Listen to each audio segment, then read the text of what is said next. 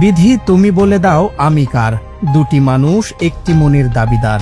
সিনেমার এই কালজয়ী গানটি যেন বাস্তবে রূপ নিল এক তরুণীর জীবনে। তবে এটি কোনো রূপালী পর্দার গল্প নয়, বরং প্রেম, পরিণয় আর নাটকীয়তায় ঠাসা এক বাস্তব ঘটনা। মাত্র 6 মাসের ব্যবধানে বদলে গেল এক নারীর সংসারের ঠিকানা। 6 মাস আগে ধুমধাম করে বিয়ে হয়েছিল এই তরুণীর। ঘর বেঁধেছিলেন স্বামীর সঙ্গে, কিন্তু মনে রয়ে গিয়েছিল পুরনো প্রেম। সেই পরকীয়া প্রেমের টানেই এবার ঘর ছাড়লেন তিনি। দীর্ঘদিনের সম্পর্কের পর প্রেমিকের সঙ্গেই সম্পন্ন করলেন বিয়ের কাজ।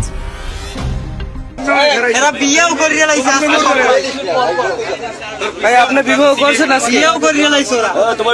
ভাই আজকে বিবাহ করছেন আপনি? কোথায় বসে করছেন? লক্ষ্য ছিল অজানার উদ্দেশ্যে পাড়ি জমানো। ঠিক যখন নতুন স্বামীর হাত ধরে ঢাকার বাসে উঠতে যাবেন, তখনই বাধে বিপত্তি। পটুয়াখালীর দুমকি উপজেলার লেবুখালীতে আকস্মিকভাবে হাজির হন প্রথম স্বামী। যাত্রা পথে তার বাধার মুখে পড়ে থমকে যায় নবদম্পতির ঢাকা যাত্রা। জনবহুল লেবুখালী ফেরিঘাট এলাকায় মুহূর্তেই ছড়িয়ে পড়ে উত্তেজনা।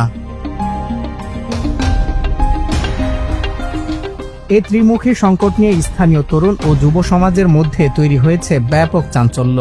এই তরুণী সাফ জানিয়ে দিয়েছেন তিনি আর প্রথম স্বামীর কাছে ফিরবেন না, বরং নতুন স্বামীর সঙ্গে গড়তে চান সংসার। নতুন স্বামীও তাকে গ্রহণ করতে প্রস্তুত। অন্যদিকে প্রথম স্বামীও বিচ্ছেদের পথ বেছে নিয়ে সরে দাঁড়িয়েছেন।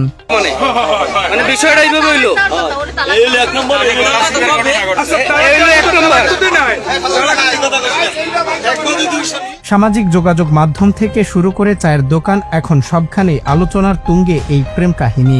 শেষ পর্যন্ত ভালোবাসার জয় হলো নাকি আবেগ, তা নিয়ে চলছে নানা বিতর্ক।